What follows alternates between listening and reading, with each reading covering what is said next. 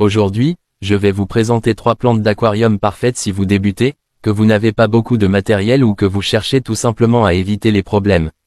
On commence avec la Microsorum pteropus, la fameuse fougère de Java. C'est une des plantes les plus connues pour les débutants, et pour une bonne raison. Elle est presque indestructible, pas besoin de sol nutritif, pas besoin de fertilisation compliquée.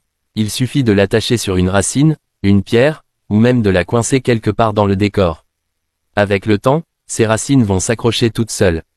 La fougère de Java accepte une grande variété de températures, en général entre 18 et 28 degrés, ce qui la rend super compatible avec plein d'espèces de poissons. Même sous un éclairage faible, elle continue de pousser tranquillement, sans envahir l'aquarium. Sa croissance est lente, donc elle demande très peu d'entretien, pas besoin de tailler toutes les semaines. Et surtout, elle est rarement mangée par les poissons herbivores, ce qui la rend encore plus intéressante. Bref, si vous voulez une plante simple, solide, et qui apporte tout de suite du charme à votre aquarium, c'est vraiment une valeur sûre. Ensuite, parlons de l'Anubias barteri. L'Anubias, c'est un peu la plante blindée des aquariums. Elle est ultra résistante, et même si vous oubliez de fertiliser ou si votre éclairage est mauvais, elle va continuer de survivre.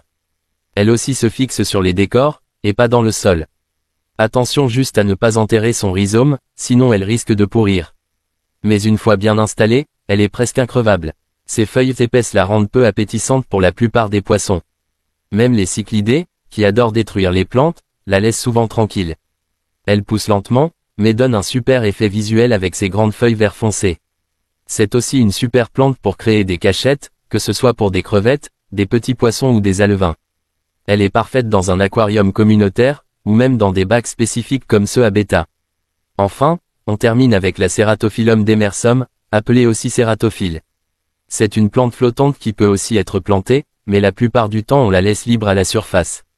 Elle est vraiment très utile, surtout au démarrage d'un aquarium.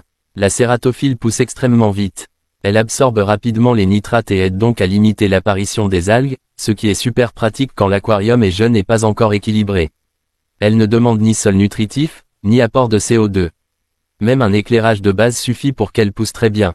Attention juste, comme elle grandit très vite, elle peut finir par bloquer la lumière aux autres plantes si on ne la taille pas régulièrement. Mais son développement rapide est aussi un avantage, elle offre des zones d'ombre, protège les alevins et apporte un côté très naturel au bac. C'est une plante idéale si vous voulez un aquarium vivant, dynamique, et plein de cachettes pour vos habitants. Ces 3 plantes sont de vrais alliés pour réussir facilement son premier aquarium, sans se prendre la tête avec du matériel complexe ou des conditions trop strictes. N'hésitez pas à vous abonner et à demain.